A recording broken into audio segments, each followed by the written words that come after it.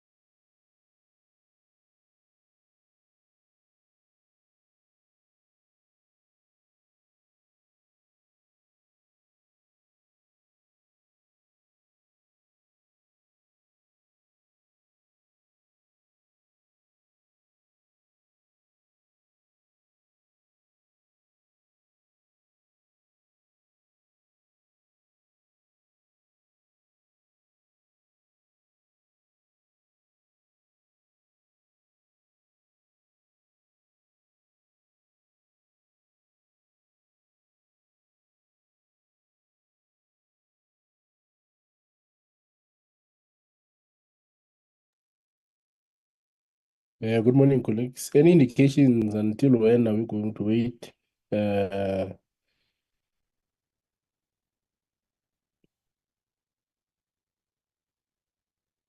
We'll see for now. Uh, Yeah.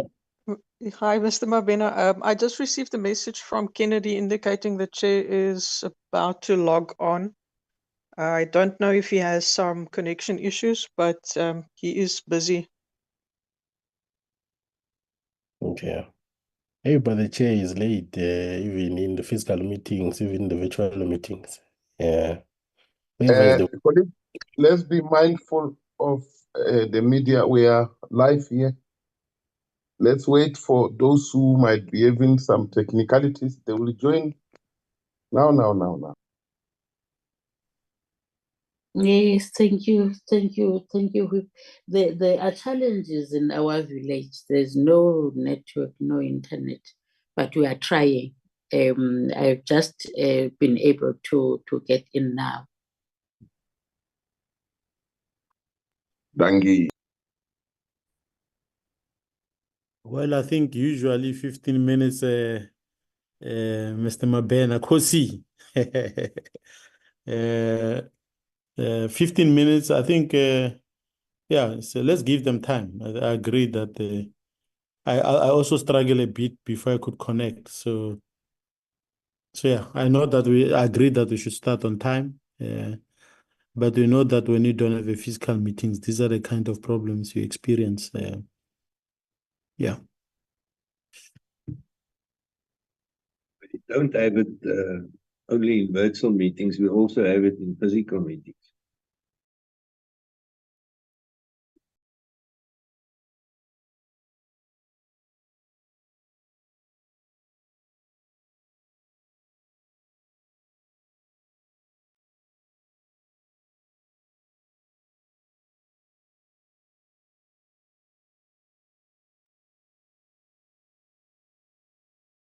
Doc?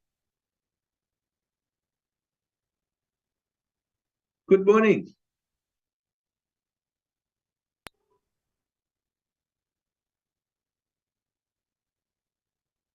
I accept the point. I accept the point you're making. I didn't realize my speaker was still on.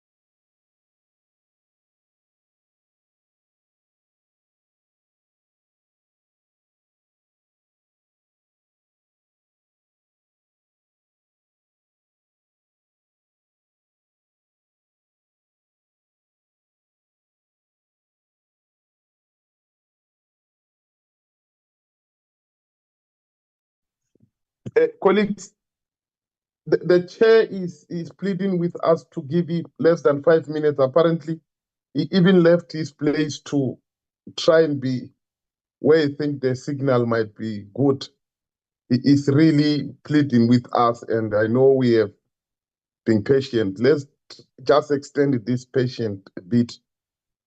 God will also be with us, that those who do wrong to us, we forgive them as He's forgiving us, man. I'm pleading, Maklama. But he's struggling, he's trying to connect.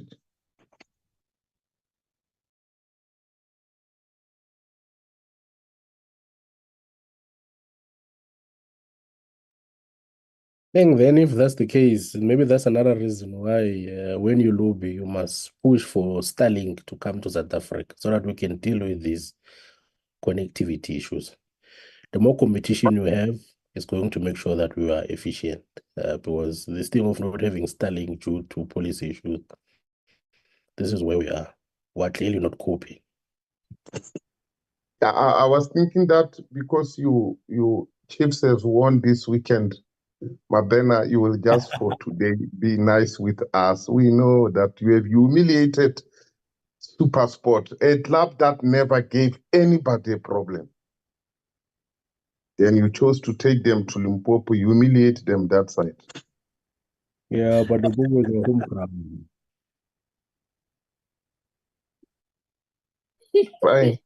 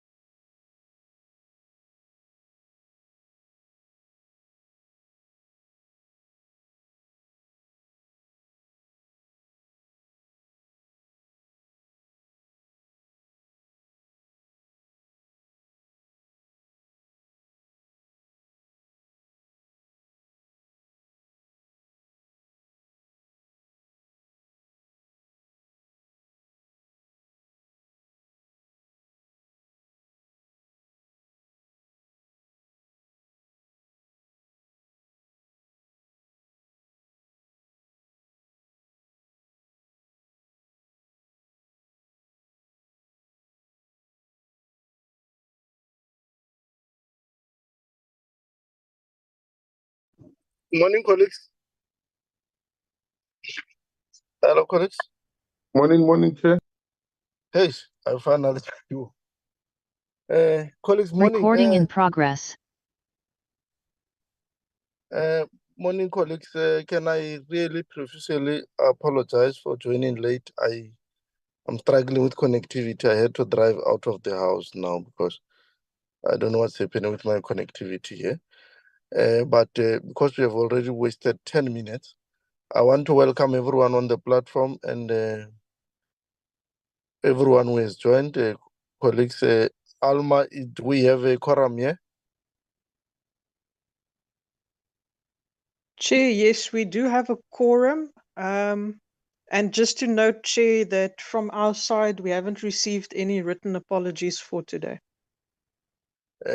Thanks very much. On that note, do we have anyone who wants to raise any apologies so that we can quickly start with the meeting? Yes, Chair, I want to, good morning. I want to raise the apology of my colleague, Honorable Kubeka. He's attending the SCOPA meeting.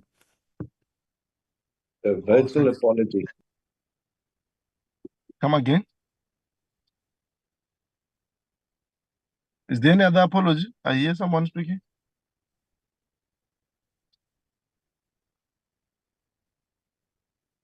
In case there is no any other apology, I'm going to request that we move. Colleagues, we received the report and the deadline for written submissions on what must be the correction or proposed amendments or the proposed inputs was yesterday at 1 o'clock. But I'm going to request that Alma, Advocate Nell, you take us through quickly through the report. Without reading word to word, just take us an overaching because I take the report as read by members so that we move as speedily as possible. You do the overview and then what are what we're observing and what are the recommendations. Thank you, Over Chair and to members. Chair, just to note for members, the report is the committee's report. And as I indicated to Chairperson yesterday, that's similar way to how the boards entered and inherited quite a bit of work from previous boards. This committee is now also inheriting the last year of the previous committee's work. So that is why this report is almost 200 pages. So we do a bit of a look back from the year 2018-19 up until the year that was audited, and that's 23-24. So, Chair, this is just the introduction. The introduction is a standard look at when the committee met with the department, which entities it met with, and which it possibly could not have met with. So we see here also it's the first year that we have SAA and Transnet. Unfortunately, with them coming in, it slightly affects the performance of the transport portfolio. Because if SAA had tabled on time, we would have had the first tabling of all the department's reports on time in 3 to 4 years, but hopefully next year. And I know Mr. Hansinger doesn't like me using the word hopefully when it comes to this report, but I'm still hopeful that next year we'll have all the reports tabled on time. So then we also just give a slight bit of indication here on the effects that are still lingering within the industries, especially aviation and rail coming back following the COVID-19 impact, as well as the impact of the floods and the ongoing wars. So we do make reference to that as it does impact some of our industries still. The mandate of the committee is the same. That has not changed since we started, or since I started 9 years ago at least. The purpose of the review report is indicated there per the Constitution. And then we just indicate the years that we are reviewing. Also with the methodology, we indicate when we met, with who we met, and also some of the issues or the delays. Just noting here for members as well, National Sea Rescue Institute and the South African Search and Rescue Organization, they always do submit their reports. We don't get a specific presentation from them, but they do fall under the department as well as SAMSA. This is the information we've looked at. Members would have seen that and reference to that throughout the report. Now, the mandate of the department is per the strategic plan of the department, and they still run with the 7 programs. And then the strategic overview, this is the overview based on the work that the department has done in this report, because we still had the last year of the MTSF. We do refer to this going forward. In next year's one, members will see more reference to the medium-term development plan as we move ahead. So that table is the same, that's not changed. We indicate the aspects that the President highlighted through SONA and the strategic outcomes oriented goals. These are the same for the year under review. We'll see what the department presents in their new strategic plan when they see us next year for those presentations. Their priority focus areas have been largely the same over the past 5 years. We give an overview of some challenges experienced. So members would have seen that, and some impacts there from DPME. And the challenges faced by the department, this is pulled out of the department's annual report. as well as the work that they've done in their APP. So members would have also perused those ones. The key policy developments have also stayed the same in the old strategic plan of the department for the year under review. We know there's going to be 1 or 2 additions to this in the new strat plan that will come next year. The institutional policies have also remained the same. We've just put this in a table format so that it reads better. Then legislative challenges, we just indicate the bills that were processed during the year under review or tabled in that year and how far they are. So this is a recap for the committee to also note. We will have that request for us to amend the Economic Regulation of Transport Act. The Transport Appeal Tribunal Amendment 1, we still need to finalize. Then number 3 and 4 were processed, as well as 5. The Marine Pollution Prevention of Pollution, NCOP, sitting with that one. The MOP has, no, the MOP is with them, the Preparedness and Response. The Prevention of Pollution was finalized. Merchant Shipping Bill is before the committee. And then just here, number 9 for members to note, we picked this up, that the repeal of the South African Airways Bill was tabled, but the Committee on Public Enterprises did not work on this bill. We will have to see whether or not the department is going to carry on with this bill or whether they are going to pull this bill back. So we'll see. That one I just had to add there because it was still within that reporting year of 23-24 because it was introduced on Valentine's Day of this year. Then achievements. These are achievements pulled out of the department's annual report. Members would have also read that, so I'm just going to scroll over these. An overview on the assessment. This is where the report gets a little bit long because we do look back. So I'm not going to go into detail with those ones because those are the old financials. And then we get the current year under review is 3.6. So members would have seen that also in the department's presentation as well as the notes from Dr. Ngezi and how we've processed those. Here we give a bit more explanation of the expenditure under each of the programs as well. The environments and rollovers, we have the table there that we've indicated that to members. Just to see there's a movement there from public transport to fund money in the administration, and then from rail as well. It's on the ITPs to cover a shortfall on the COE and for goods and services that was also raised in the department's presentation. And the rollovers are also there. Members did note these in the engagement with the department as well. Unauthorized, fruitless, and wasteful and irregular expenditure. This is per the department's annual report. Lower down, members will see the numbers reported by the AG. So these ones are as captured by the department and presented there. Measures put in place.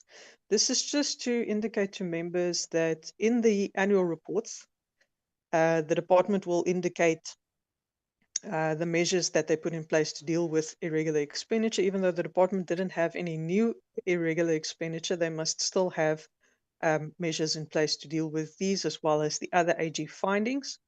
Then just to indicate to members that the table for this year, our 23-24 table, is a carbon copy of 2020-21, which were the same as the first 3 years. The ones that were the same as last year and the year before. So the department has just gone back 3 years and they've implementing the same measures they implemented 3 years ago. We are recommending that the department consider these measures and try and strengthen them because they have not really changed their audit findings or audit outcomes, and we still have issues with SCM, contract management, and issues with leadership in terms of filling vacancies. So the department must really look at this and review it thoroughly. Overview and assessment. this section 4 in the report. Members would have seen this in Dr. Ngezi's assessment that he sent to members before the meeting of the 15th. So we just give a breakdown on the department's targets overall and then per program and the expenditure there that they had, as well as some of the achievements that we note there. So members having had time to look through this, also just going to scroll through them on the screen. It's all been presented. Under human resources, we again look at that vacancy rate of the department and the demographics that they indicate there per their report. And then what I've added here, which members may not have seen previously, other than this weekend in the report, is the use of consultants. Now, I point this out to members because we have a recommendation regarding the use of consultants. There's a request or a move for the departments to go away from the use of consultants. We do know that where they do not have certain vacancies or areas filled, that there will be a need, or when there's specialized skills. But just to indicate to members, in last year's BRRR and the annual report we had then, the department only used one, or they only indicated the use of one consultant. This year, this shoots up drastically to 47 consultants that worked on 26 projects. Last year, it was one consultant on one project. So these projects range over years. It's not a single year. So this is 2 or 3 years worth of work and a total contract value of 164.2 million. So members would have seen this is in the following. It's linked to tracking and tracing of the graduate bursary recipients, forensic investigations, the probity audit, development of regulations for aviation legislation, review of the National Civil Aviation Transformation Strategy, the road freight strategy, corridor development performance indicators, truck stop strategy, SANWIT, grant monitoring, with experts to assist in public transport industry development and specialized IPTN related fields. Now, Chair, for that one and members, for that one specifically, it could be a direct result from the past recommendations made by the committee that the department needs to beef up their monitoring of the grant payments as well as the IPTNs. But the monitoring of the IPTN projects, both for district and local municipalities to draft IPTNs, as well as the implementation of these plans in metros, which are our BRT systems in the 13 cities, that used to be done by the department with the cooperation of the provinces. So now we see here an additional third party coming in terms, or in the form of consultants that they use there. One of the other projects also is the National Learner Transport issue, or the financial framework linked thereto, and the National Rail Master Plan, National Devolution Strategy, IRERC frameworks for assessing the rail network, and technical support on Shambasonke, road transport legislation, and the feasibility of tub building projects. So members would see there's quite a few projects and programs that these consultants are working on with the department, and that we will have to monitor through the year coming up. Then section 6, the summary of the old reporting requests.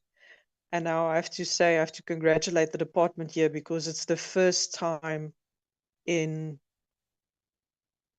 almost 5 years, it's the first time in 4 years since 2020, that they actually indicate in their annual report how they have responded to the additional reporting requests.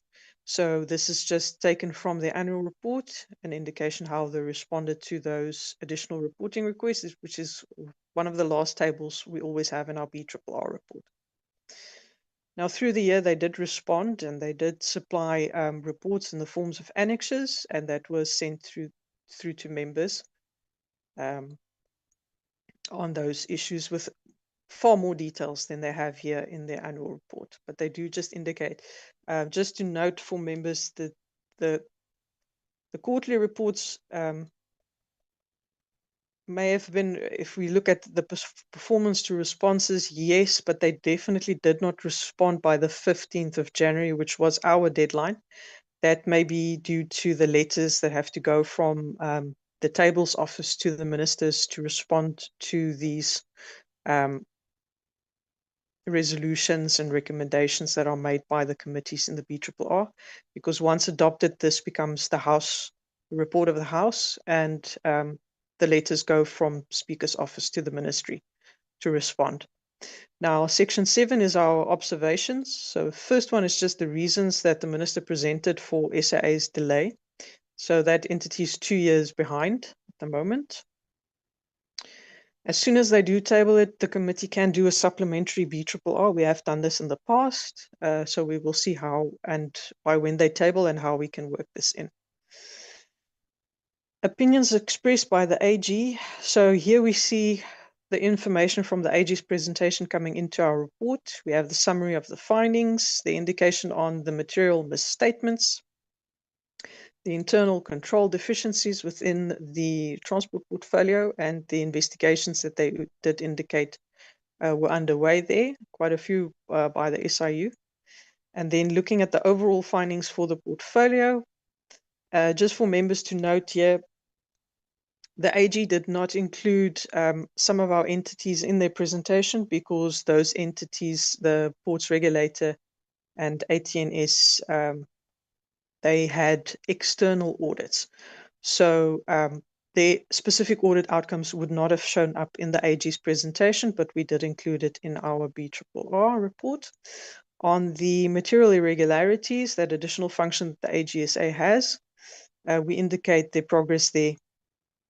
On this, they indicated those two aspects from provincial departments, and then also the progress made with PRASA, and also the ones that they've identified. The one that's still going is the ghost employee one and being investigated by the SIU, and then also they listed the ones that are underway with Transnet.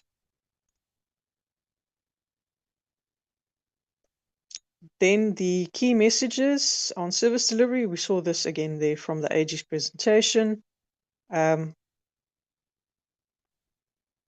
Just noting here that we only have one entity that have received 100%, and that is SACA in terms of reaching their targets.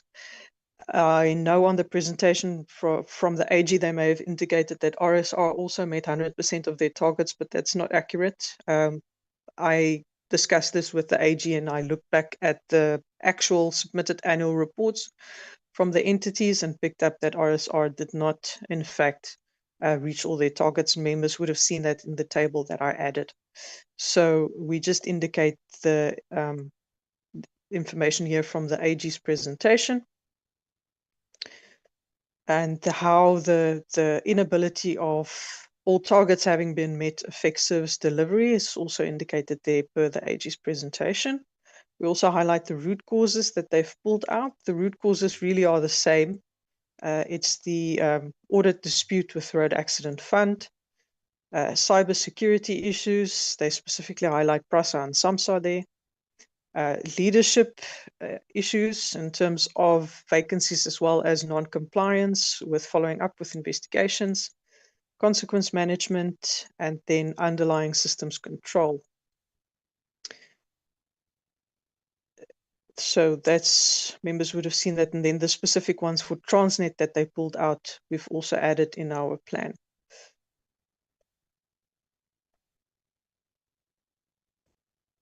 Then the recommendations and commitments by the executive authority, also in their presentations. So we do add it here. We've already seen in some of the APP presentations by the entities that they've already included the MTDP indicators in their APPs. So we will see more of this in our budget report next year.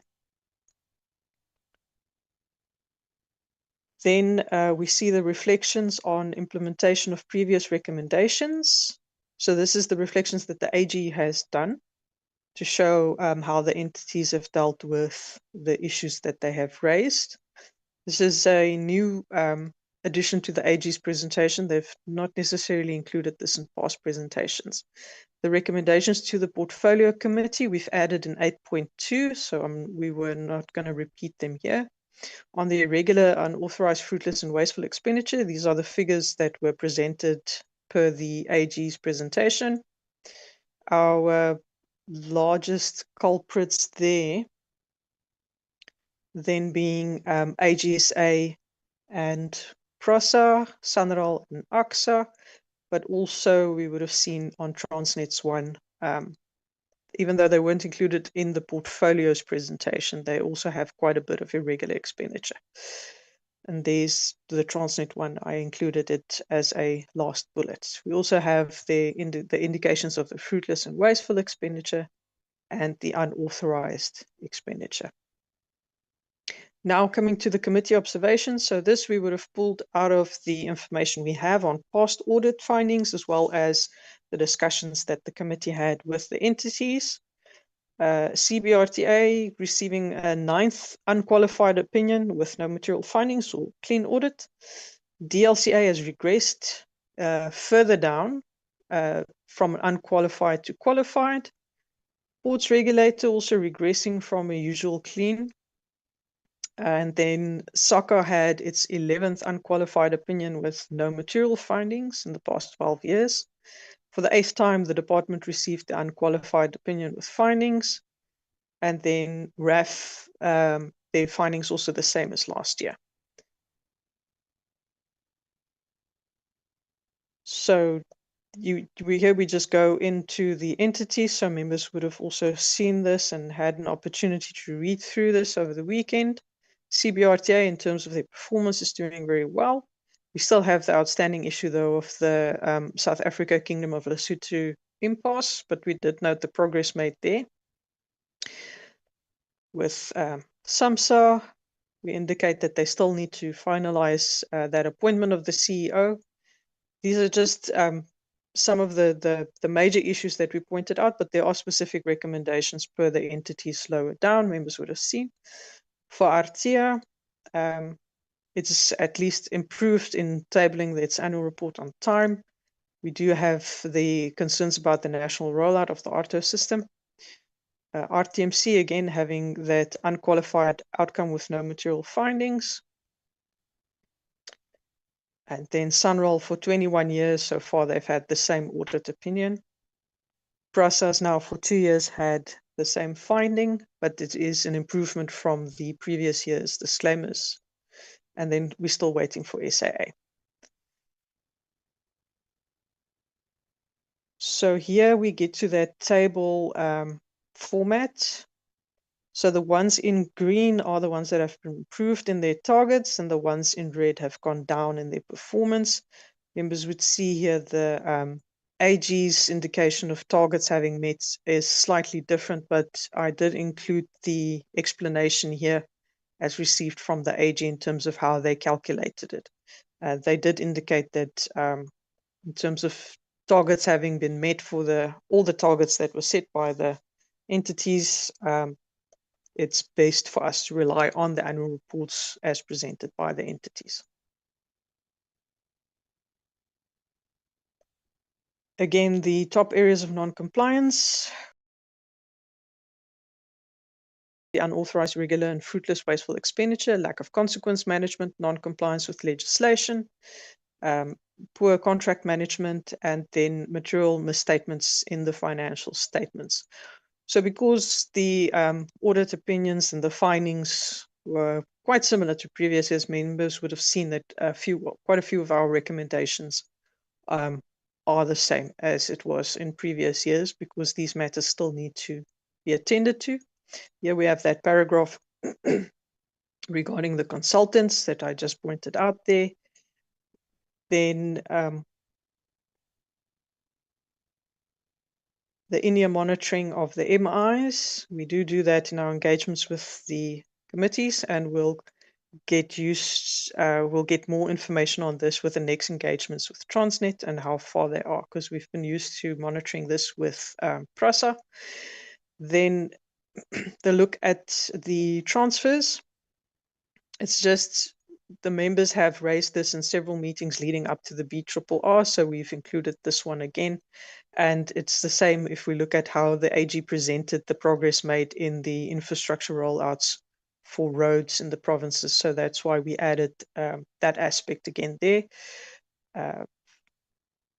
The link between irregular expenditure and SCM compliance, as well as vacancies, is in that paragraph. And then the investigations, we also just highlight those issues there. Then the observations specific to the entity. So members will see when we get to the minutes, your observations and your questions. I've done my best to bring them in here in terms of these observations, and then also formulate recommendations specific to the entities further below. So the minutes will say that our observations and recommendations are captured in the BRRR, and it's not reported in the minutes. So the minutes will be quite a bit shorter. So this is just a focus on AXA. Chair, other than some of the input I received yesterday in terms of just making some aspects stand out more, I trust that our observations were captured correctly here for AXA, and then for SACA, Civil Aviation. We do also indicate the discussion that members have had with them regarding the sorting out of the issues with the navigation systems, and also note the minister's indication there that they are having regular meetings with the industry to deal with those issues. Then ports regulator is there. We have their information as well as how they're affected by the Economic Regulation of Transport Act, and how the work that the committee is currently doing to fix the schedule may also impact their targets regarding that. CBRTA, we've indicated their progress made here and also their challenges with the permit tariff issues. And also, we also indicate their cross-easy system here that they've highlighted to members during the visit. Road Accident Fund, we indicate their progress here that they've made, as well as the continued dispute with the AG regarding the accounting standards, and that this must be resolved. Members will see that in the recommendations, both as general comment, because they were not the only ones that had disputes with the AG during the year. But for their specific issue, we do need clarity on that. So we do have that in our recommendations. RSR, we indicate here that they've dropped down by 6% in terms of their performance, an entity that normally has 100%. And they did indicate in their presentation to members why they had that drop there. They also indicated they're finalizing the CEO's appointment. So we indicate the audits that they've done, the work that they do in terms of ensuring that people are informed, and then also highlight that they have a new permit fee model. On Sunrail, we focus on their expenditure and their progress made on all their projects, transfers of the e-toll issue or the closing out of the e-toll issue, and the financing issues that are surrounding that, as well as the transfers of quite a few of the roads, and their major projects are highlighted there as well. For PRASA, we indicate their progress and their expenditure, the work that has been for the year under review, and then also the impact that there is between PRASA services and the maintenance that needs to be done through Transnet. So we indicate those aspects all in there. We also do a bit of a look here on Autopacks and the progress there made with Autopacks and their business rescue process. Then we get ATNS. For ATNS, we indicate the targets here again, that they've at least improved on meeting their targets, but that we still need to sort out that navigation issues that prevent some aircraft from landing on certain runways and within certain weather conditions. And then with Artea, We point out their progress. It's also quite an improvement on their targets. We did also note Prasa's stellar performance in terms of reaching their targets, or an improvement on reaching their targets. We indicate some of the issues that were pointed out between Artia and RTMC, and then we also further down get to the concerns about the 24-hour law enforcement aspects. We get that in RTMC. So we see that RTR, RTMC, DLCA are closely linked in terms of their work. And we do point out those sticking points as raised by the entities. For the DLCA, we indicate further drop there in their performance linked to the machine. We indicate the expenditure there, the delays, the backlogs. We also note that not all of the vacancies are filled, and we also indicate the machine breakdowns as well as the concerns raised by their staff. Then SAMSA, again there the CEO appointment has to be done there. They did sell the SA Agulhas within that year under review. The impact on their work also by conflicts that we have, international conflict, the cybersecurity issues that they've pointed out, and then we do a highlight of the surveys that they've done, the work that they've done in terms of rescue services, MRCC, and then also the impact of the legislation on their work once that legislation is finalized and processed. Then Transnet, first year we have them. So what I've done with Transnet, I've also looked at some of the recommendations made by the previous Committee on Public Enterprises, and to see whether there's been progress made on those, and where it has not, I've included those recommendations below for the entity.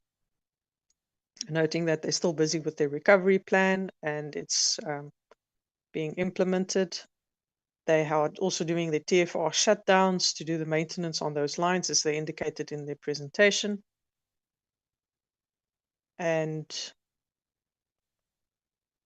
the recovery plan indicating there with working with the board and the National Logistics Crisis Committee. Group portfolio. Just noting regarding the shareholder compact, it was not signed in the previous years.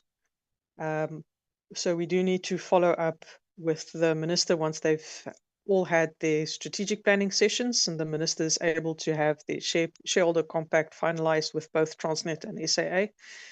We will have to get feedback on this at the budget when we consider the budget report for next year.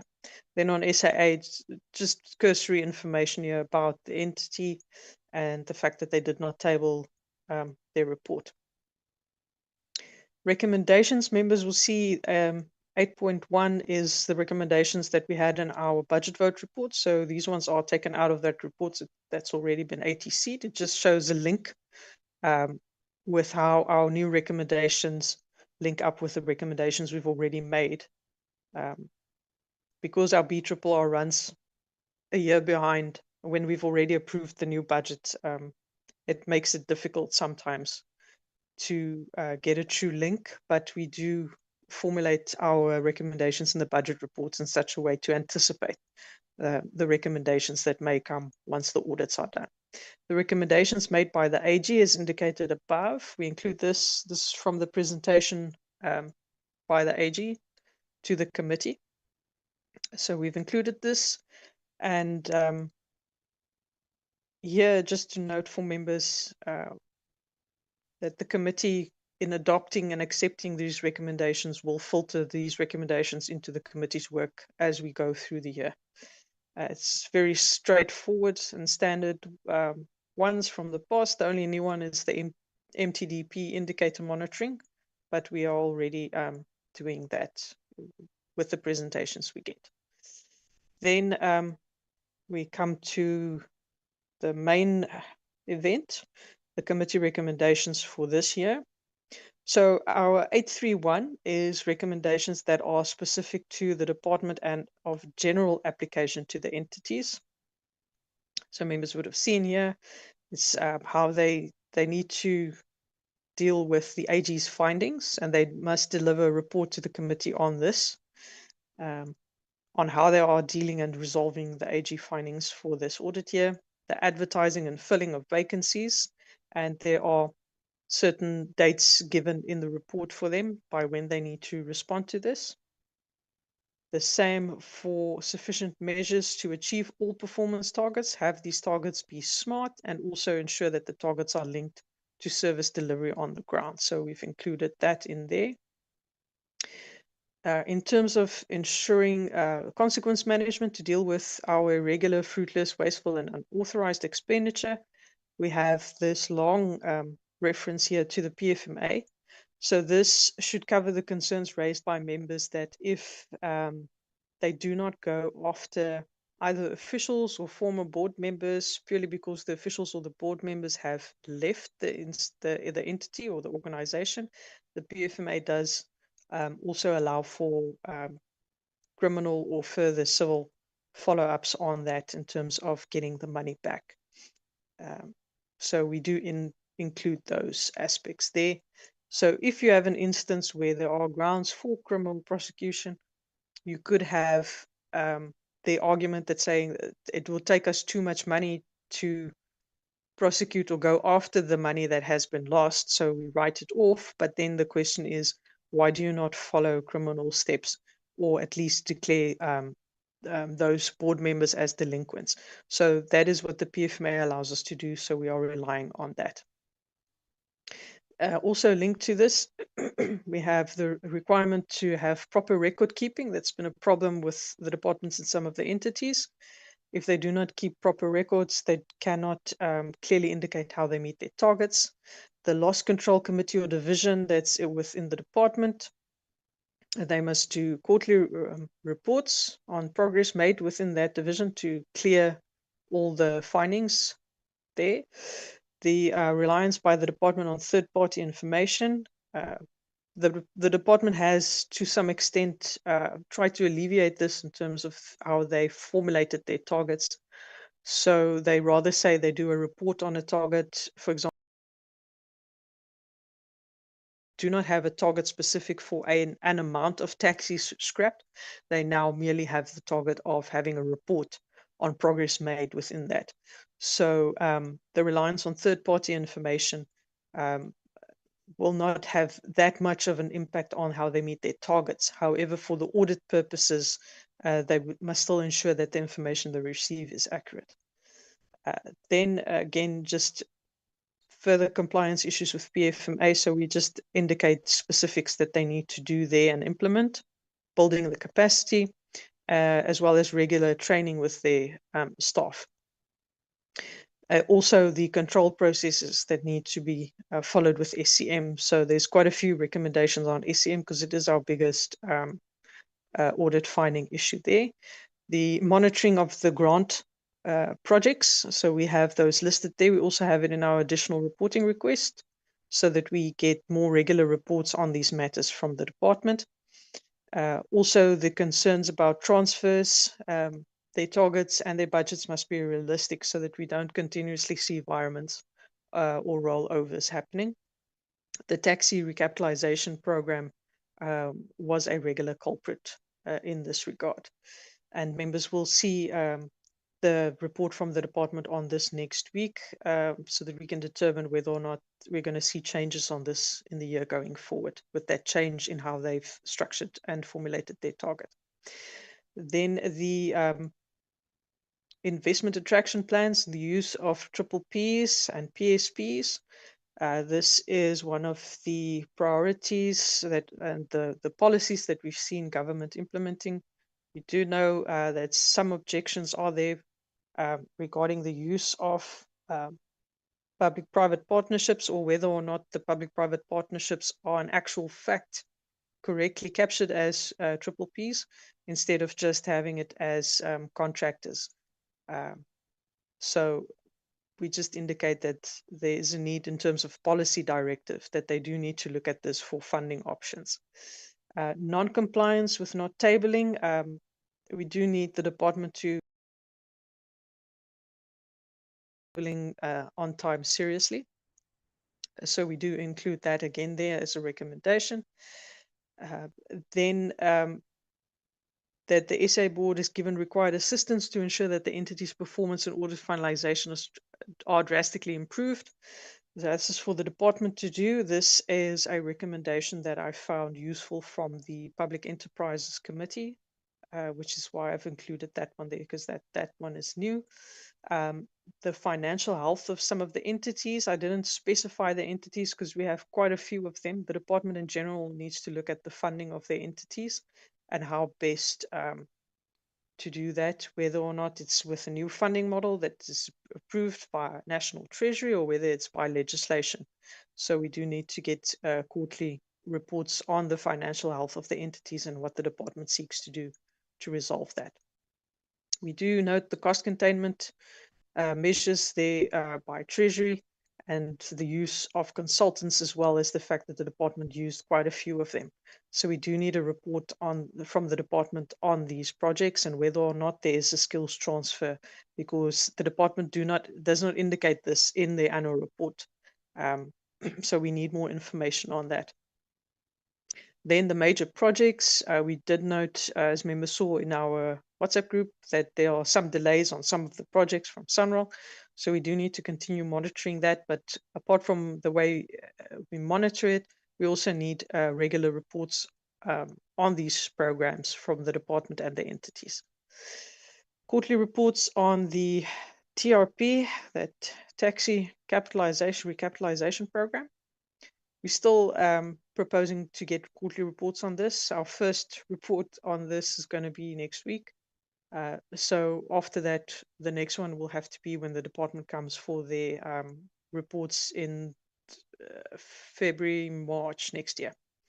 Then the Sustainable Development Goals, we also just mentioned those ones. They do need to still work towards the 2030 deadline and how they can meet or do what they can to meet those targets. We've already seen the AG indicating that our road safety targets are falling behind.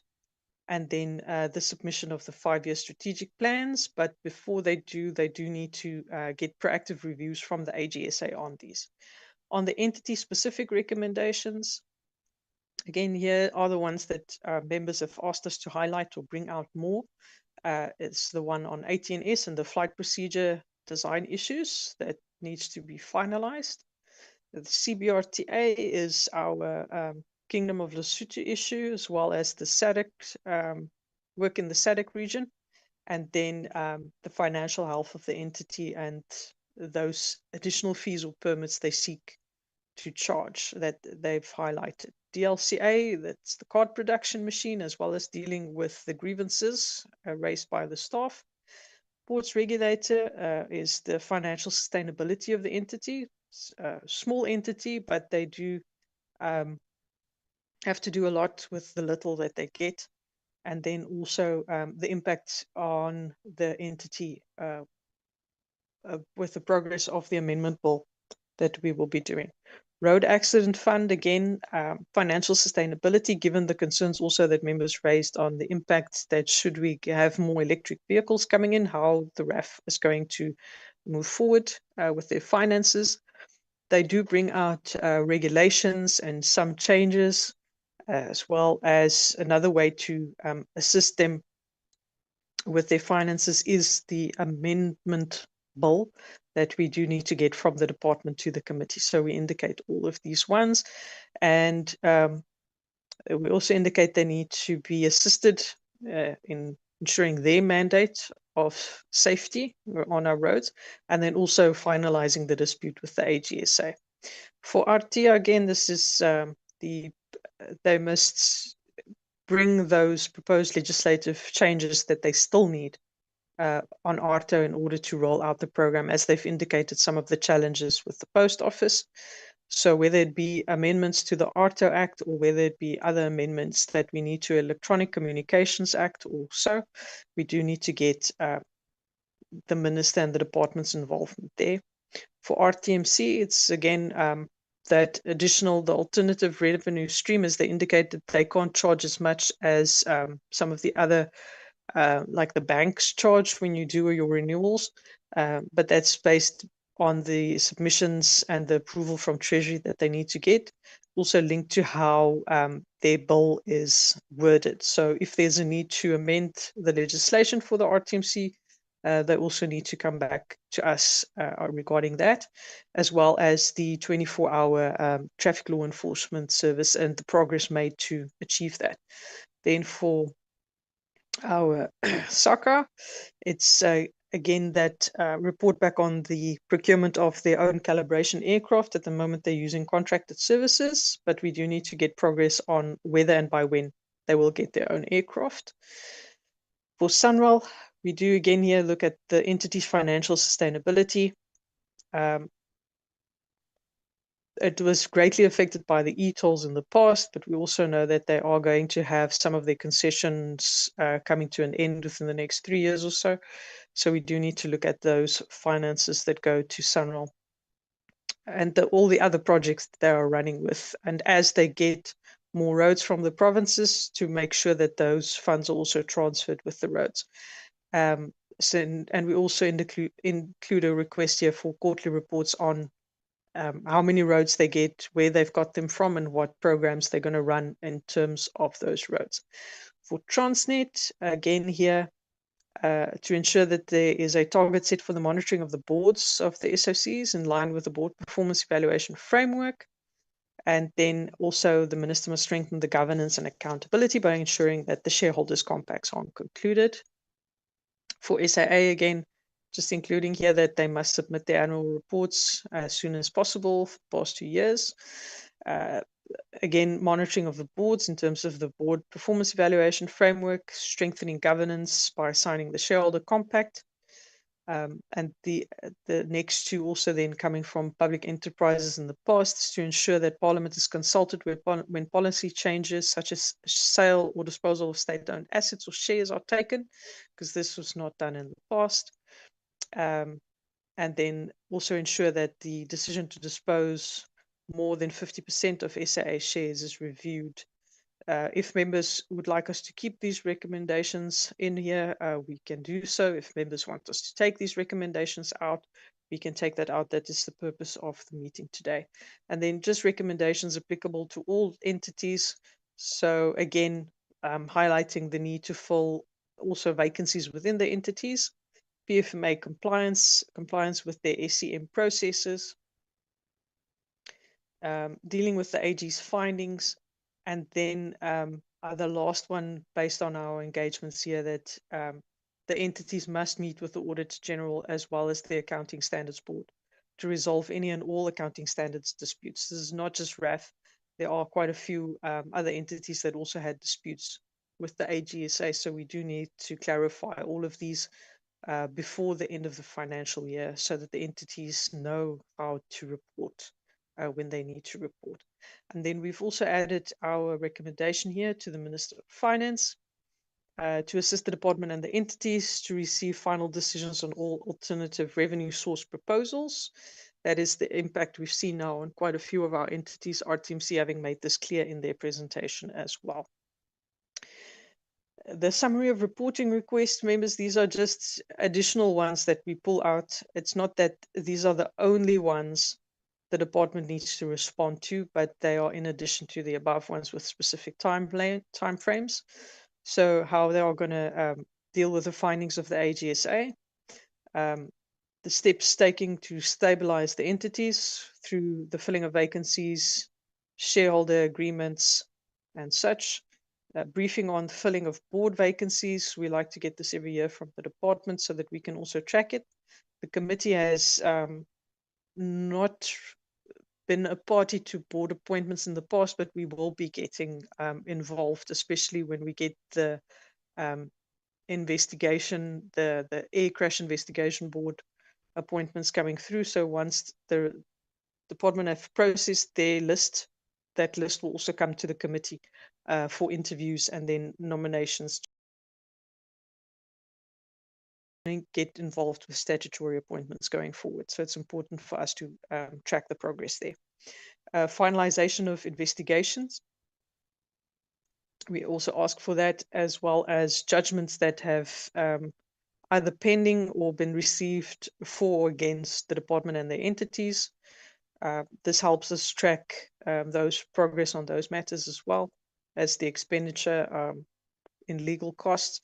Then we also look at human resource management and some of those issues that we've pointed out regarding skills transfers and improvement of skills, as well as the suspension information that members have also asked from the department. So here we say we require this on a quarterly basis.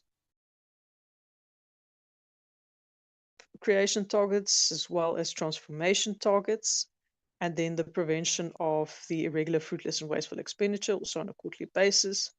The same request for quarterly reports for Shova Kalula, our bicycle project, Shamba Sonke, where we have all our community involvement in the road projects. I know the orange overalls are for high visibility, but yes, it's our orange overall guys that are working, the gents and ladies working next to our roads.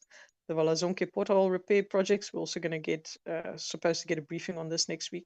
And then the Willesizwe Rural Bridges Program, not specifically mentioned during the engagements with the entities, but this is coming from our budget report, that we do need quarterly reports on this as well. So we've included it here. Then quarterly reports on our grants, the payment that we do on those. Continued monitoring of the Moloto Corridor project there again. I have included here still, if there are any future discussions regarding rail programs on that corridor, that we also get a report on this. The current status is that there are no feasibility studies in progress if we look at some of the responses the minister has given to those questions in the past. Then also a report on the finalization of the public transport safety plan. To get this, that's a specific reporting date. Then quarterly on CBRTA's progress with those matters that we've highlighted already. The DLCA quarterly reports on the machine, and also dealing with the staff issues. And then the report from Sunrail on agreements concluded and deliverables in relation to the transfer of roads. That's also the Moloto Corridor, but other affected provinces in Sunrail. From other affected provinces to Sunrail. Then just in conclusion, Chair, we always thank the department and the AG, the entities for their progress in submitting the reports, and we also appreciate the work that the committee does with the ministry, the boards, and all the officials in dealing with these. We applaud the achievements by the entities that have received their unqualified audit opinions with no material findings or clean audits. And on behalf of the staff, I'm thanking the staff as well for the members. Just noting, this is where we can include any other rejections or abstentions. We've noted on the chat group the indication there from Mr. Montana regarding, we'll just be sure about the wording, whether or not it's a rejection or abstention or objection, then we will include that here. This is just to indicate we do have space to have it in here.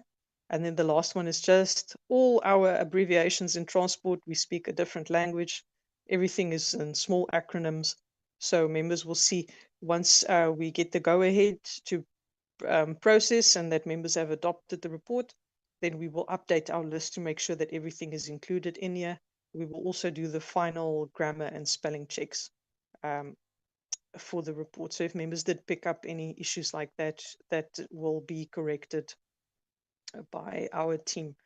Then Chair, just to indicate, I may be the compiler and the collator of the report and the presenter of the report, but this report could not have been done by without the engagements that the members had with the entities last week, and that's thanks to Priscilla and Valerie's hard work and all the other information on the assessments of the documents between myself and Dr. Ngezi. So it is the committee's report, but it's your entire team that worked on it. So when the thanks is due, please do not just mention me, do mention my colleagues. So there, members, welcome to your first BRRR, and thank you so much, Chair. Back to you. Oh, thanks very much. Thanks very much, Advocate. Indeed, it was a product of a great work by all and sundry. From yourself, our team, administrative team, to the members who toiled a great deal to make us arrive here. I think we need to really appreciate the efforts. Indeed, you have done a great work yourself as a collective of our support team and even our members. I really want to extend the word of appreciation to all the members because this is our first BRRR report. And if you look at the number of entities and the page that are involved in this, tells a story of a committed collective that seeks to make a contribution to the transport sector in making a greater impact in the South African society and improving the lives of our people. So, colleagues, without much waste of time, I'm going to request members to input if there is anything fundamental, because one, we take the report as read. Two, we strongly believe that everyone had an opportunity to make an input. But before so if I'm to give you an opportunity, I don't expect you to go into paragraphs and paragraphs of talking. It might be if there's a technical issue that you think has been omitted, and if it's not captured, our report will be incomplete. But all in all, I think we have afforded everyone a fair and enough opportunity to make an input. Be that as it may, I'll note hands that want to make a brief comments or straight to the point inputs that might be missing in the report. In that order, Dr. Nsinga, Honorable Nkompane, and then Honorable Mabena. Lastly, Honorable Malumat. I'm closing it there. I'm not going to open any other hands. Let's start, Honorable Nsinga, straight to the point. Thank you, Chairperson. I concur with your remarks about appreciation for this document. I think it's a sterling job. Thank you for everyone that has contributed and that's done the heavy lifting in generating this report. Further to that, Chairperson, I propose that we as a committee accept the report. That is my proposal. Thank you very much, Honorable Nsinga, and I think you've set the tone of how we must move. Thanks a lot. Honorable Nkompane. Thank you very much, Chair. Chair, in welcoming the report, I also second Udok in the. Then, Chair, there are just two things for me. We have seen the enthusiasm that the staff and the board also will note the vacancy and understaffing in certain areas. Now, I've got a question, a direct question to say, is the understaffing not having a negative impact on the KPA achievements by the department? That's one question. The second one, Chair, is that we as the department, that is the political side as well as the administrative side, we know that we have key priorities. We have the Constitution guiding us. We know that Transnet, SAA, and SA Express are accounting for the first year within ourselves as the Department of Transport. But now, Chair, I want to check the issue of late submissions of the annual financial statement by entities? Where is the policies and the legislation taking them? Because they know that they have timeframes to meet. Now, how do we accept a late submission and non-submission? Can the department give us the light on that? How do we accept the late submission and the non-submission? Whereas we know that these practitioners know the legislation that is in front of them. Thank you, Chair. Honorable Mabe. Thank you very much, Chairperson. Greetings to all in the name of the mighty Kaizer Chiefs, thus destroying teams of late. We would like to also congratulate Dr. Ngesi, Advocate Nel, for a stellar report. I think it has captured everything that we have essentially raised in the committee.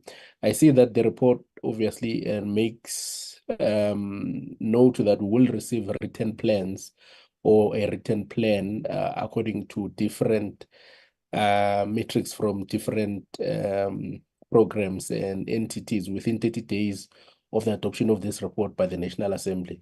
I know that in the past, Advocate Nel has a monitoring and tracking apologies for that, has a monitoring and tracking document that seeks to track in terms of what is happening. So if I see here that there's a lot of report within 30 days, can we maybe have an interface in terms of that to say after 30 days, how many of the department's entities have actually followed through and have given us that report so that we can actually see what we can do going forward in future. But yeah, also just to say that it's a great document. I think it captures everything as we have said, and I think if you look at the issue of the DLCA and the staff and the staffing and the concerns thereof, I think it captures everything. Thanks, Chair.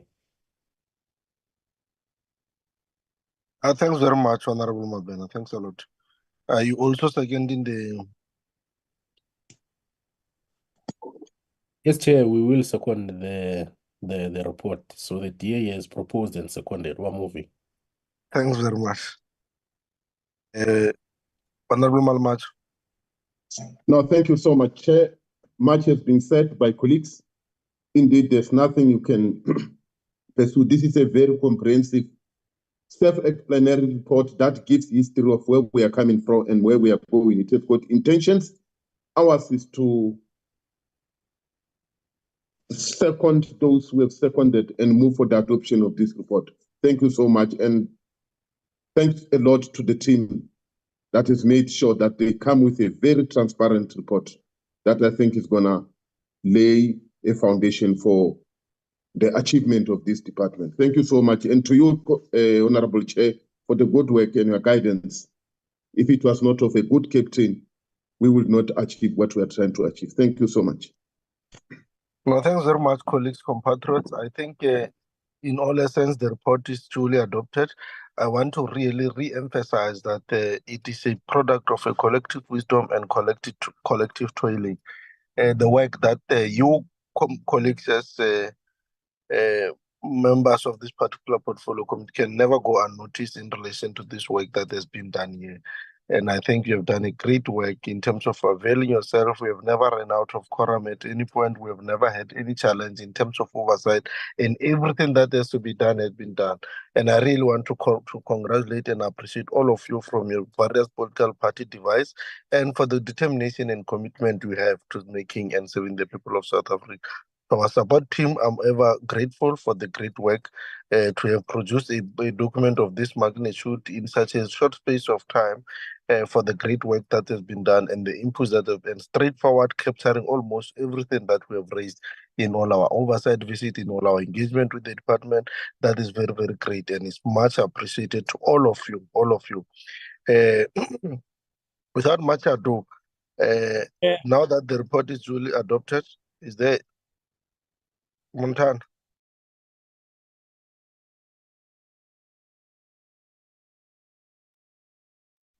Chair, there are 2 or 3 hands up. Mr. Maduna and Ms. Nolochungo's hands I could see from my side, Chair. I'm trying.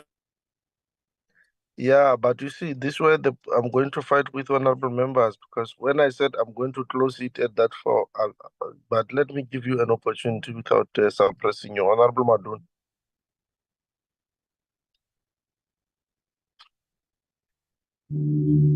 Honorable Maduna.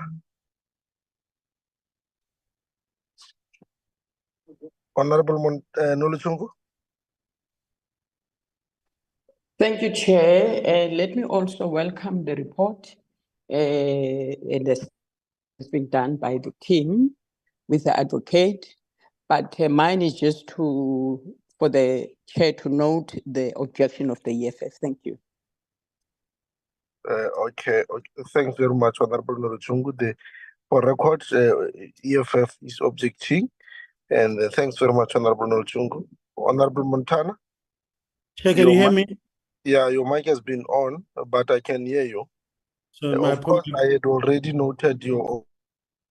We have already noted your objection, but you can come in. Yeah, thanks, Chair. I did indicate in the message. I won't take long. I'll be very quick. To Advocate Nell for commending the team for the good report. I think it's quite detailed. It captures quite a lot of the work that has been done.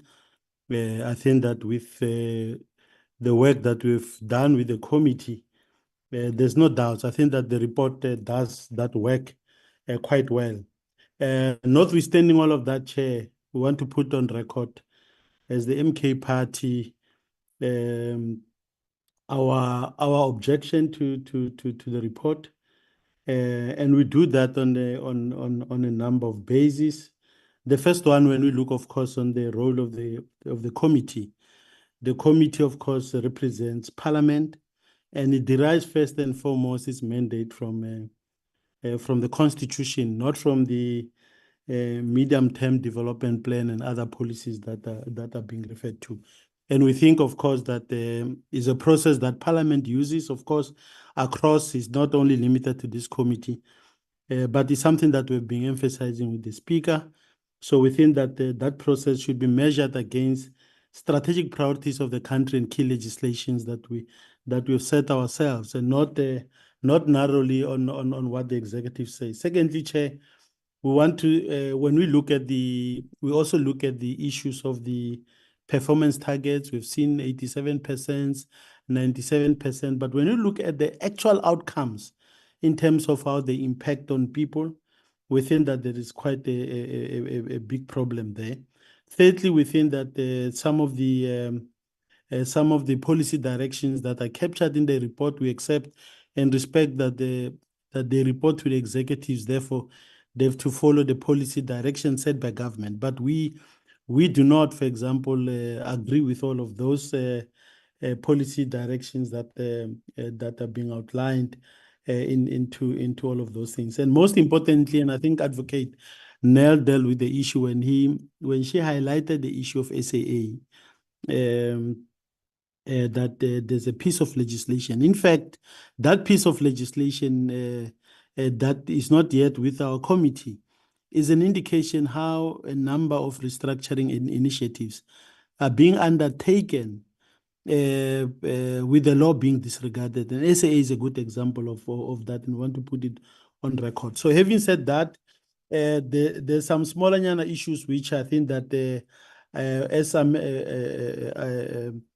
Advocate Nell deals with the issues with which we've raised during the oversight visits. For example, if you look at AXA, I think that there's a number of issues that we think have been left out, but these are not, they shouldn't stop the committee from adopting the report, Chair. But on those bases, without distracting from the fact that it's a good report, good work that has been done, but we think as an opposition party, we can't support the policy directions that we believe are quite misdirected and are not taking the country forward. And on that basis, we record our objections to the recommendations. Thank you. Thank you very much, Honorable Montana. Objection is noted.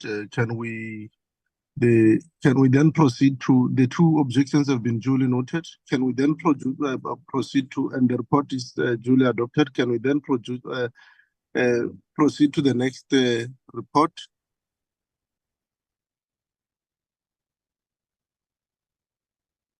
Okay, Chair, I see Ms. Noluchungu's hand is still up. I don't know if that's an old I hand. would want to believe it's a legacy. Okay, Chair, just give me a Yes, it is, second, sorry. because thank you, Chair. It was quite a few minutes, Chair, so I'm going to open them and then share as we process. So the first one, let me just get my screen share here. The first one that we need to process is the minutes of the 17th of September, because we did not have the opportunity to process minutes while we were busy in that first week of October, Chair. So that's just it was that meeting with BRRRR and the department on those MOUs. Those were the members present and those that had submitted apologies. And that's the department. The introduction there, Chair, the Chair made, the briefing by BRRRR and the issues captured as raised by members.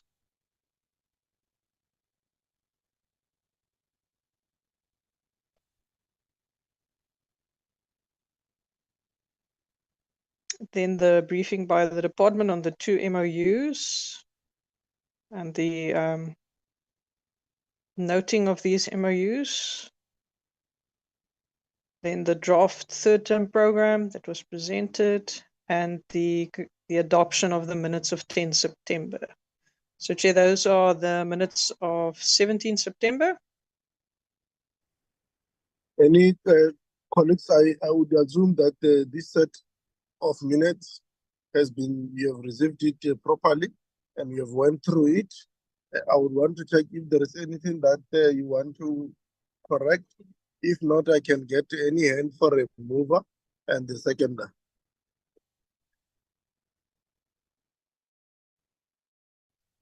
Order.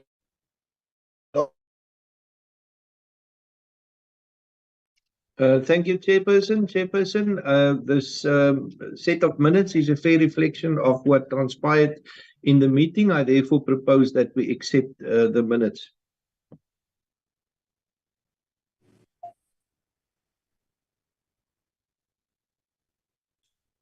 I second, Chair. Chairperson, I also second. Thank you.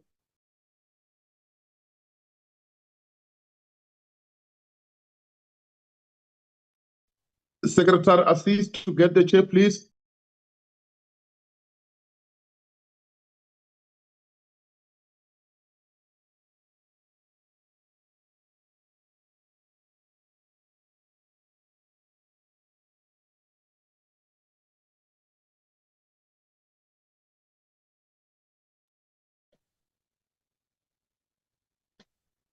Okay, members, I'm just checking.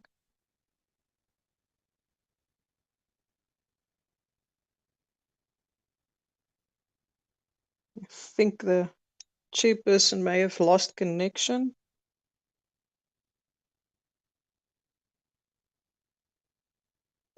But I think while we wait for chairperson to come back online, members, I'm just flighting the second set of minutes so that we can go through this quickly.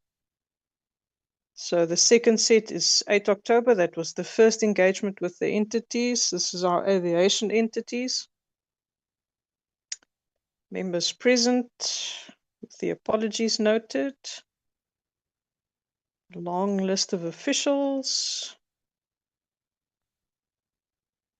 There was an introduction by the chairperson and also introduction of all the teams with each of the entities. For AXA, we indicated who made the presentations. And then also that there was a walkabout of the facilities of AXA and ATNS. For ATNS, we indicate who made the presentations, same for SACA. And then as I indicated when we went through the BRRR members, we have the standard clause in here that when our observations and recommendations are captured in reports linked to meetings, that those are not repeated in the minutes, but they are captured in the reports. So once we've received the DLCA's APP, we can have that final meeting with the DLCA, and then we can do that that additional report on the DLCA for their APPs. We've done the budget report already, but we can do this additional one just for compliance. So the chair is back online, members, but that is the minutes for the 8th. Just going back up to the attendees.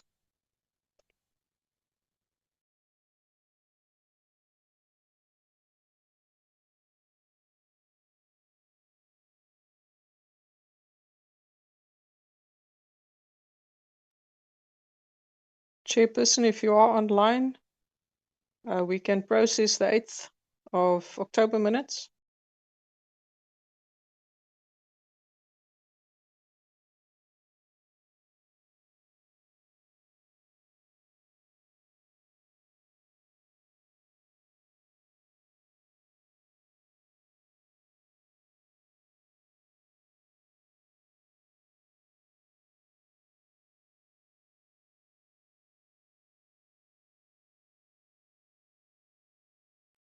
Secretary, assist, we move.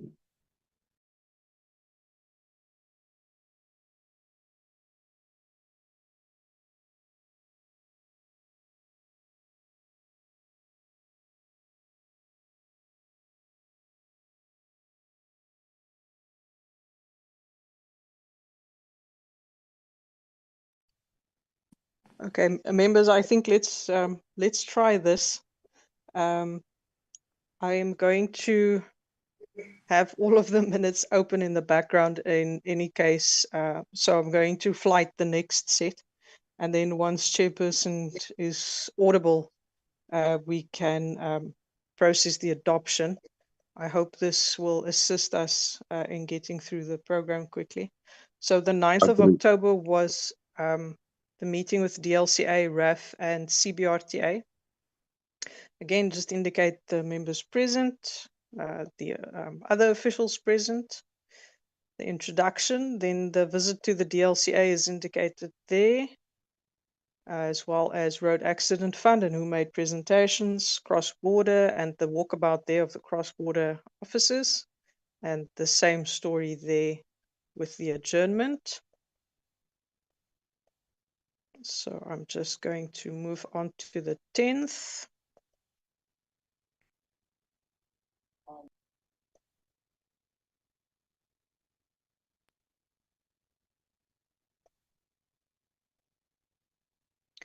For the 10th of October, we had 2 meetings, but this is the first one. The first one was with RTIA, RTMC, and SUNROL. Follows the same sequence as the previous ones. So we had the introduction, RTIA presentation, RTMC presentation, as well as the walkabout there of their DLCA that they manage, and a presentation by their crash investigation unit. Then SUNROL, as well as the walkabout there. So that was the first meeting of the 10th.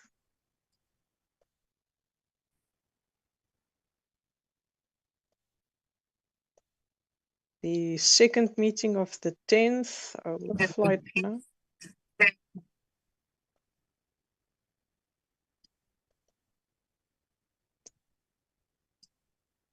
The second meeting of the 10th we saw was that virtual meeting. The virtual meeting, members, can we just mute?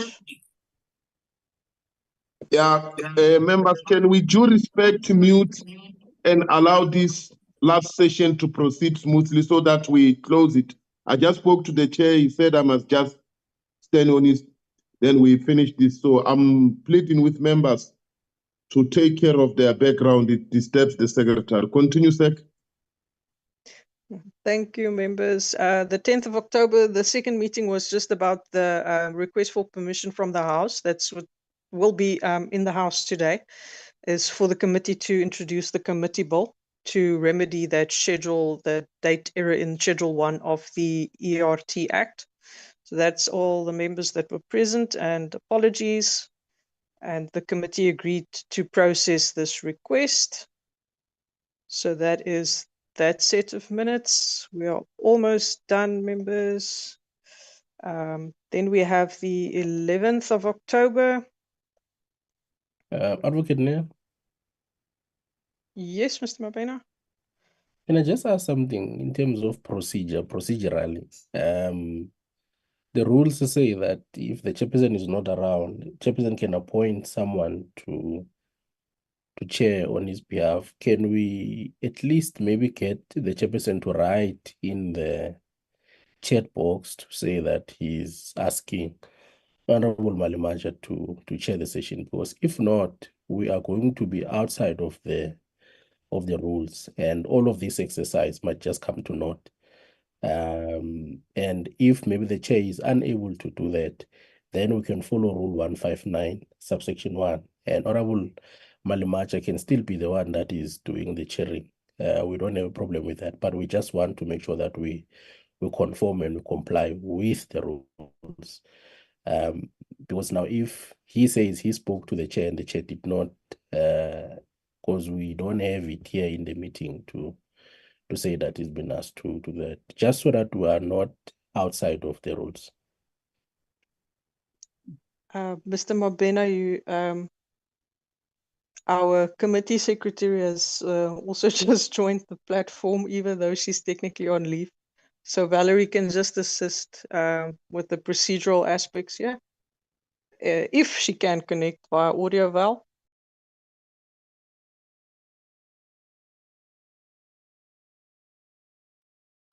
I think Advocate Nell Mabena is in order.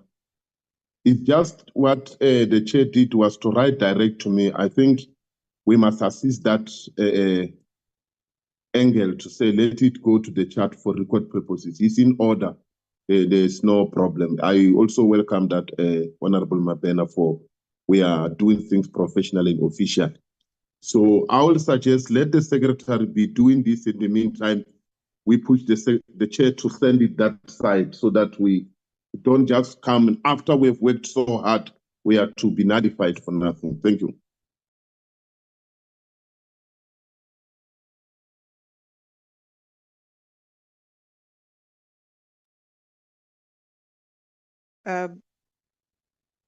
Okay, I'm not seeing any audio from Valerie. Members, I think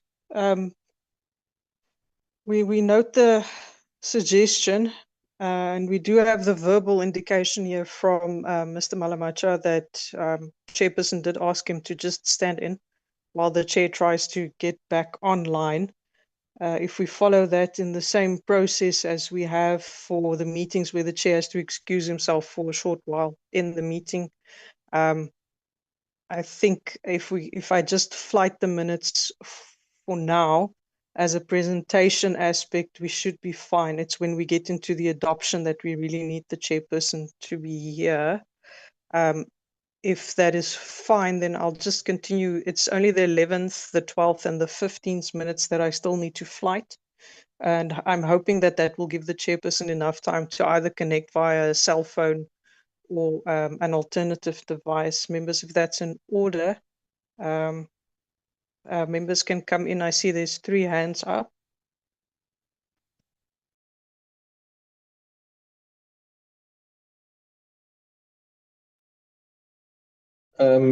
Advocate, now if you will allow my interruption, the rules are quite clear that the committee needs to proceed under chairmanship of someone elected amongst the members of the portfolio committee. I therefore propose that we proceed under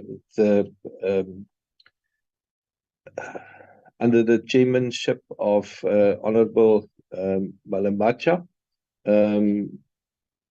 That's what I propose. Advocate Nell? Yes, Yeah. Mr. Mabena. In terms of section 159, subsection 1 of the rules, I second Honorable Chris Hansinger's suggestion. Then that means then we can have Honorable Malemacha chairing. Thank you, members. Advocate, Yes, ma'am. I'm thirding the proposal and the adoption that Honorable Malemacha should hold the fort. Thank you. Thank you, members. Then we'll, in the absence of the chairperson, and until he can connect back, Mr. Malemacha, then with your direction, Mr. Malemacha, will I then be able to go back to the minutes of the 8th, or would you like me to just finish flighting all the minutes? I suggest you continue this way and finish slighting the minutes so that when we deal with this thing, we deal with them holistically. Thank you. Thank you, members. Then the minutes for the 11th was the engagement with the rail groupings, PRASA and Railway Safety Regulator, as well as the walkabout at Gibella. And the meeting was also hosted at Gibella. So those were the members present, the officials present. The introduction there, we started off at the Gautrain station in Sandton, and we took the ride there on the train to Park Station, where we had the walkabout at Park Station. And then we moved to Gibella, then the PRASA presentation, followed by the RSR presentation. And again, the same notes as we had in the others, just indicating everything is captured or will be captured in the reports. Then the minutes for the 12th.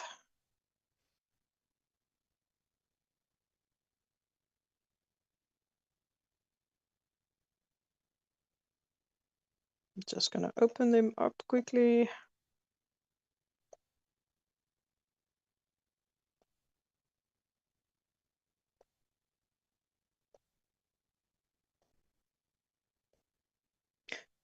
There are the minutes for the 12th. We see here this was with SAMSA and the ports regulator at SAMSA's offices in Plattekloof. Members present, and our apologies noted there.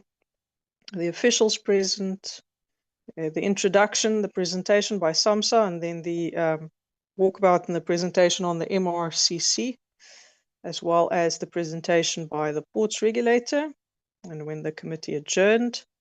And then our last set of minutes, members, is for the 15th, when we met the department. Let me just open them.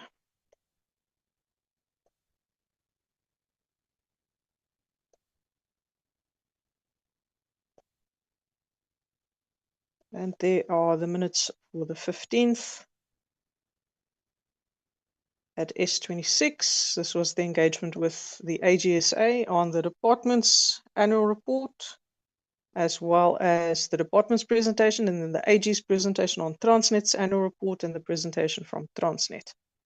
So those were our members present, the officials, the introduction, the AG's presentation, the department's presentation, again, second one from AG, and then Transnet's presentation, and also the indication that those observations and recommendations are in the BRRR report.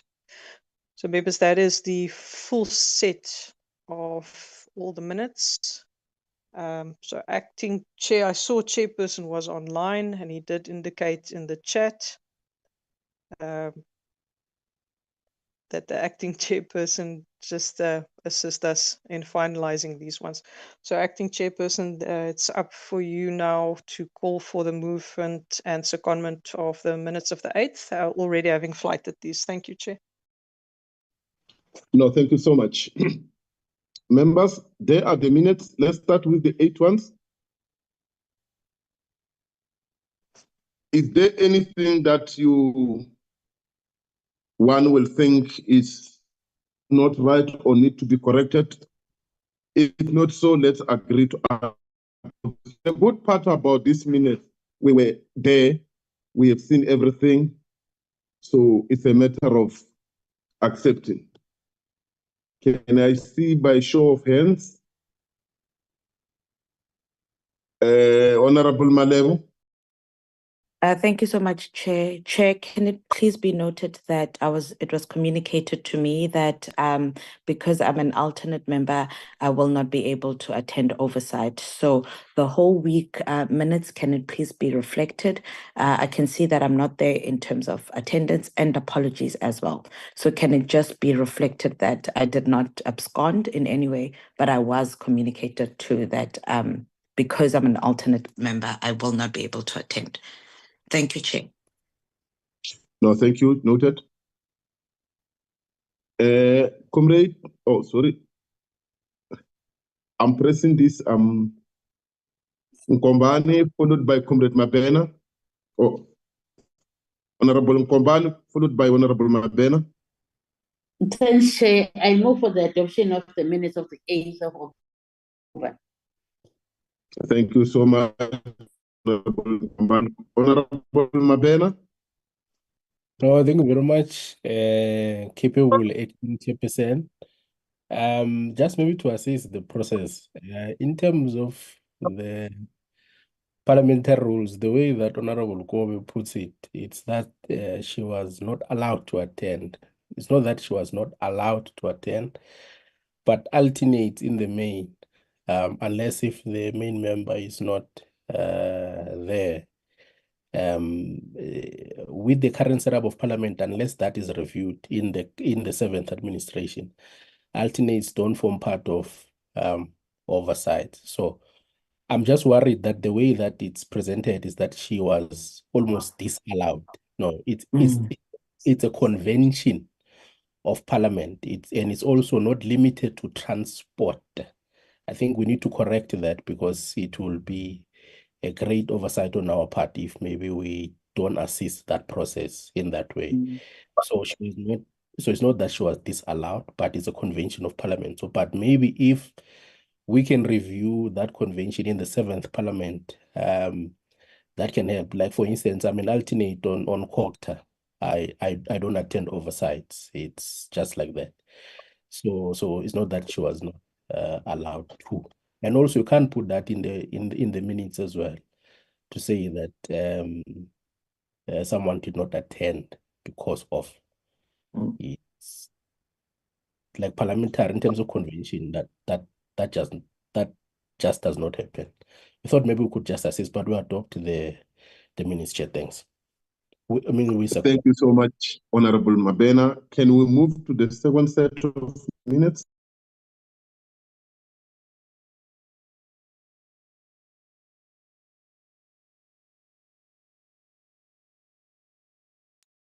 Secretary, can we move to the second set of minutes? We can move, Acting Chair. It was already flighted. The 9th of October was the DLCA, Road Accident Fund, and cross-border entities that we saw. Members, you were all there. Honorable Mabena has already spoken regarding why we have to go that route. Then I see Dr. Chris and Honorable Nkombani. That one. Thank you, Chairperson. I propose that we accept the minutes of the 9th of October as flighted. Honorable Nkombani. I second Dr. Chair. We were part of the visits to the entities on the 9th of October, and the minutes are a true reflection of our things. Thank you, Chair.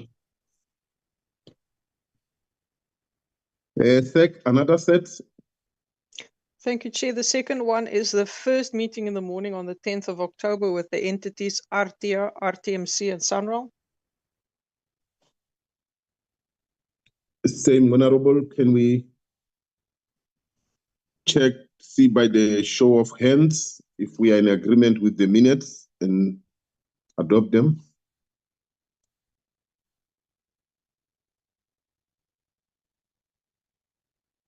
Those who were there, can you assist, honorables?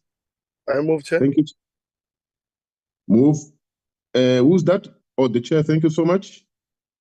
Can we get a second? Chairperson, a second. Honorable Mabena.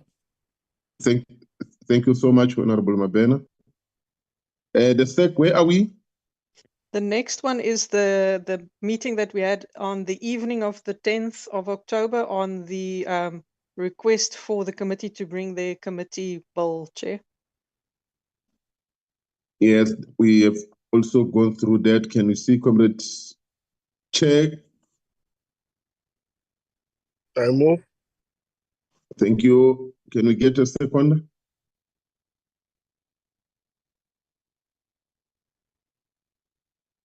Honorable Mkombani?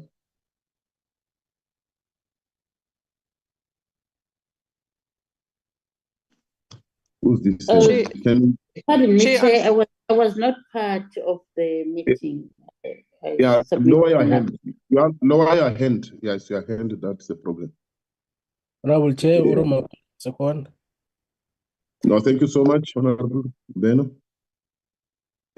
Sec. Chair, the next one is the 11th of October with the rail entities, PRASA and RSR at Kibela. Okay. Can we see by show of hands? I move, Chair. Thank you so much, Chair. Can we get the second? Yes, Honorable Chairperson, Honorable Mapena, this was the issue of the ghost employees and unverified employees. We also, second, just safe to say that I did receive a call from the lady to apologize later that evening. So I just have to declare it here with that issue of ghost employees and unverified employees. But we second. No, thank you so much. How I wish Kaizer Chiefs can win every weekend. Your smile, it really tells on. Secretary? Chair, the next set is the 12th of October when we met our ports and maritime guys, SAMSA and ports regulator. That's it.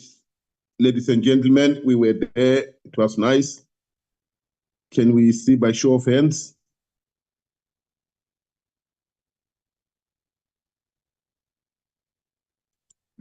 I move, Chair. Yes, Comrade Chair. The chair has moved. Thank you. Can we get the second?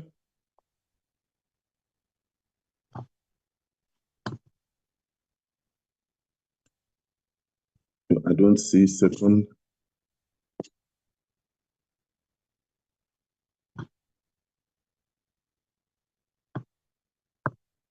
Sec, I can't see on my screen. Can you assist? I think Mabena is struggling to raise his hand.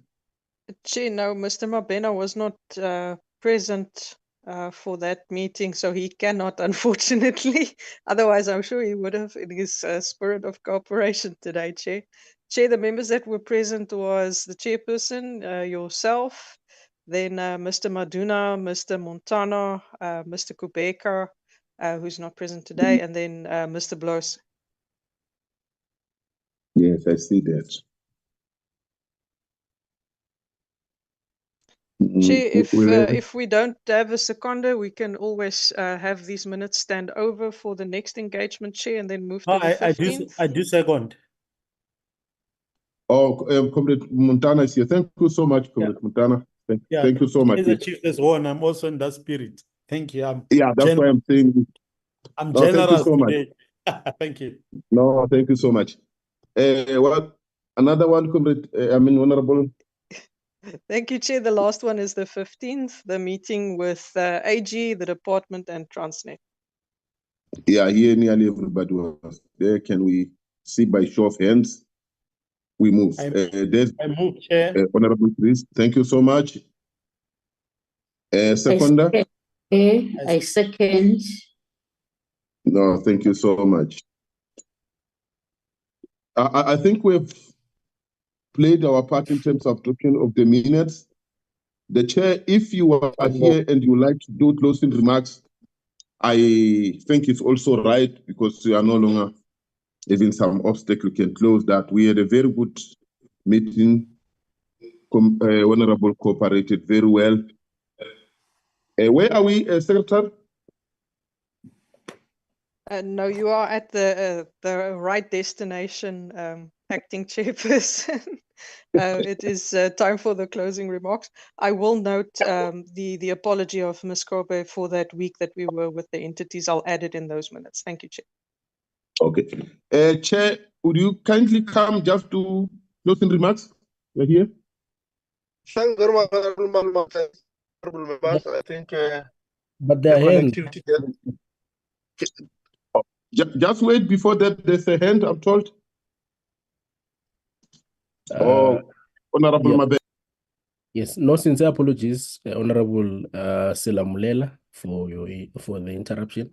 But I think on the meeting that we had with Transnet, on that meeting, I think the group CEO had extended an invitation for us to go to Transnet, and so that we can see for ourselves. I think with the oversights that we did, we have realized the value of actually going on site. I think a good case in point would be DLCA and the issues of the workers that are seemingly now going to be accelerated and be resolved. And the other issues between SACA, ATNS, and the standoff there.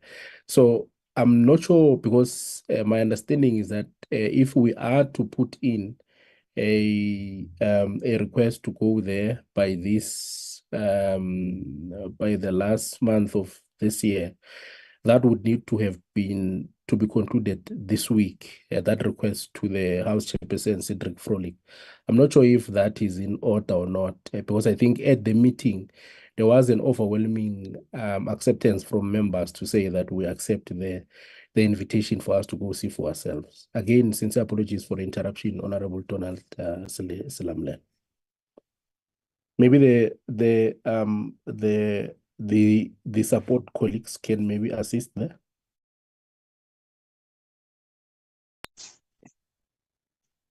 Chair, in case you are struggling to come in, it was agreed in that meeting. I think your last statement to say, let the support committee just give us an update. We have agreed, Mabena, in terms of this. Honorable Advocate Nel. It's, Thank you, Honorable Chair. Mabena is correct. What must happen is that the committee will the support staff must just update us. We had requested them to schedule to engage with the office of House Chairperson of Chairperson, so that it can be attended in terms of that particular schedule Honorable Mabena has proposed. Chair, thank you. I'm going to ask Kennedy or Priscilla to come in here. I'm not sure if Valerie is online, because I did relay the message. It's not an application process that I can do from my side, because technically I'm not an acting secretary. I'm just assisting for today's flow of process. But Priscilla or Kennedy can just come in here regarding that. Thank you, Chair.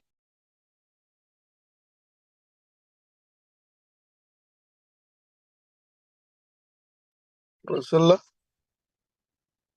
Is Priscilla on the line? Good morning, Chair. Yes, Chair, I'm online. How far are we? Did finalize with the office of the COC? I have no idea, Chair. Nothing was communicated with me so far. Thank you. Okay, let's agree, colleagues, that I'll follow it up with Valerie. I know she's reachable. She's on leave, but she's reachable on WhatsApp. I'll check with her. If I'm not winning, I'll also request that Priscilla, you go to the COC's office, but I'll also try to talk with him on the phone or during the plenary later in the afternoon. But all in all, in the spirit, I think we're on the same page. I wouldn't want us to labor much on this particular point, colleagues, compatriots. I just want to sincerely appreciate all of you and your effort and your understanding that you had when I had my connectivity challenges. With these few ways, colleagues, compatriots, this meeting stand adjourned. Thank you, Chair and members. Thank you, Chair. Bye.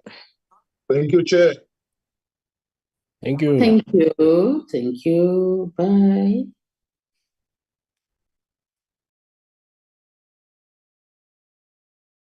Recording stopped.